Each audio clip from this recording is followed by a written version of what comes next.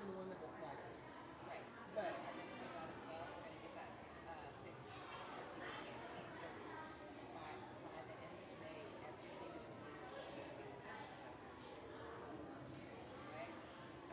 I'm like using like your basic lights, just slide them up, slide them down. Because I know I try to figure out Right. focusing on each individual person for like it's sixth grade, it's tricky. See, I feel the same way about Peter Pan. It's like, no, we just want to focus on who we're supposed to be. No, we didn't do that in sixth grade. What the heck? Nobody said, oh, lighting is really important. I mean, I get it, but they're trained professionals. But yeah, there's like 80 light years for Peter Pan, Wow. even without doing all that. So I was like, yeah. Anyway, um, it will be fixed. So God, thank you But for this that. was a dandelion that was making it look. Yes. I'm like, I literally shut the entire system down and they were still going on. Like, I shut it down how does that 400 even times. how does that even happen? The light's still off and it's Right. like Well, and some of our lights are stupid.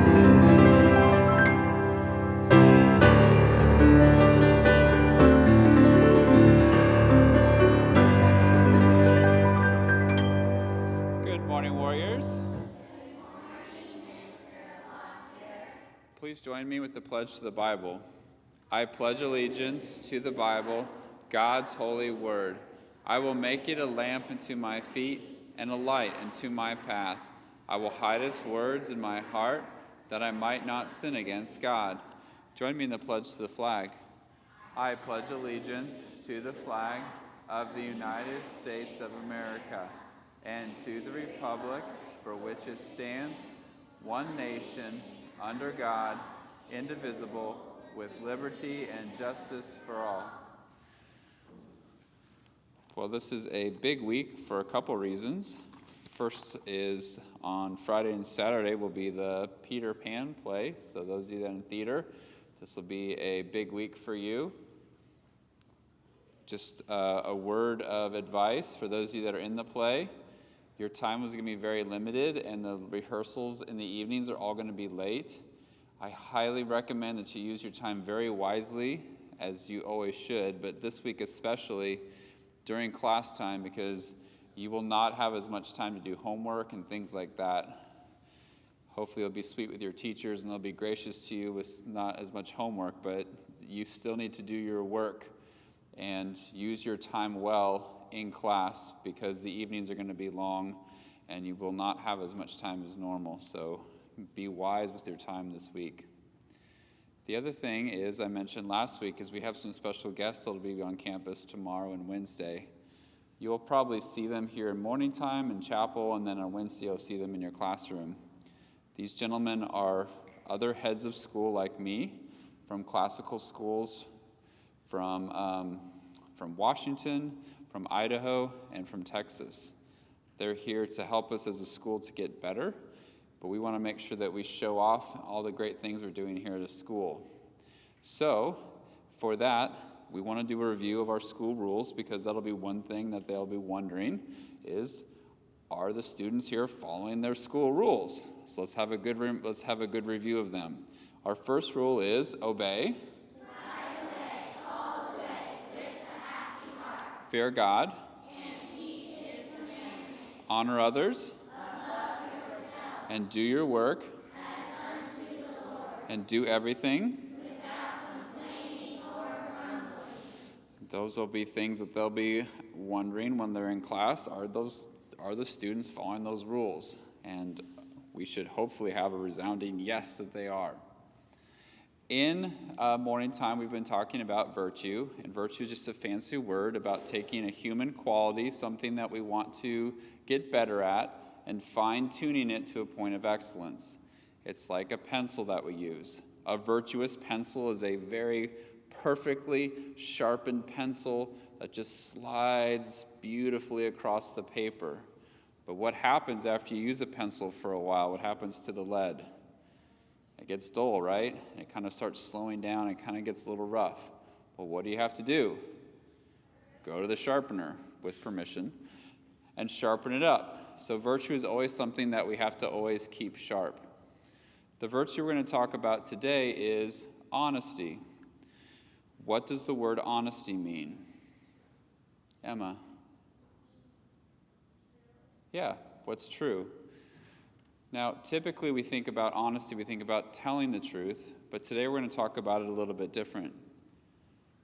Most of the virtues we've talked about are things that we're trying to get better at. We're trying to bring into our life and improve on. Honesty, today we're going to talk about things that we have and how we present it to the people around us. So there's things that we know, things that we understand, things that our teachers ask of us, things that our friends ask of us. How do we talk about those things? How do we present those things to the people around us? The virtue of honesty is, do we sometimes kind of tell the truth? Do we sometimes not always share everything that we should? When we're in class and your teacher asks you a question, particularly if it's something that you're not comfortable with, like what happened in the bathroom, or were you talking? It's easy at that moment to not quite be totally honest. You might say, yeah, I saw something, or, I don't remember that. Now, are those things true? Probably not. You probably do know everything, or you probably do remember. You just don't want to share those things. We think, that's not a really big deal, right? It's just a small thing. The teacher doesn't know. I'm the only one who really knows. It's not a big deal.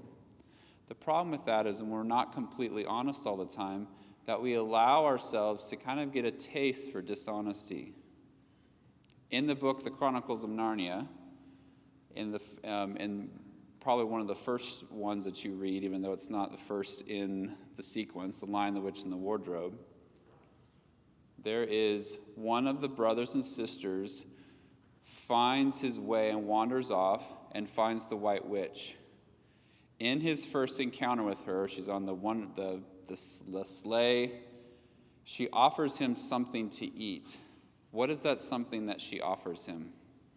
4th and 5th grade should know this. What is it, Valor? Turkish delight. I don't know if anyone has had that. I myself had. It's not as great as he makes it sound, but for him, it's the most delicious thing ever. Later in the story, they are running away from the agents of the White Witch.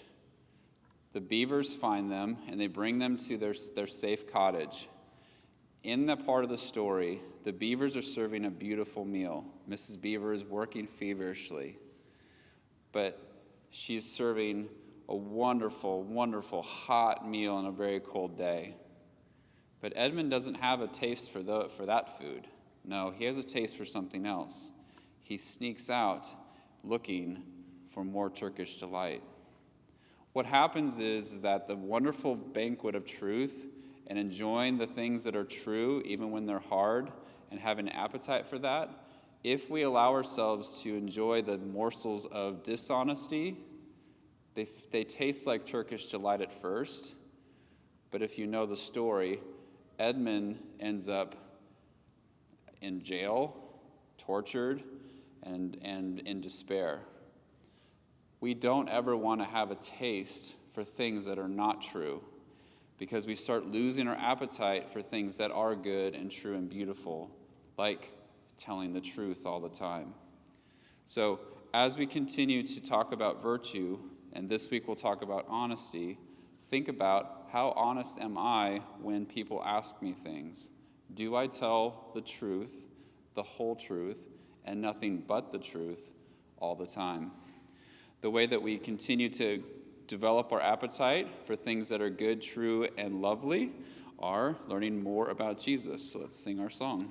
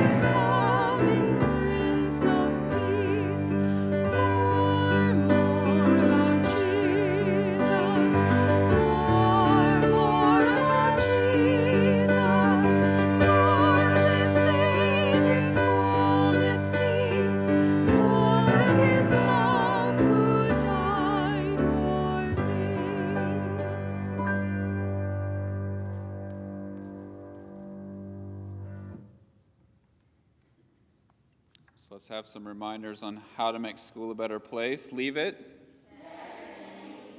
When you blow it. Did you find something? Give it back. All the way back.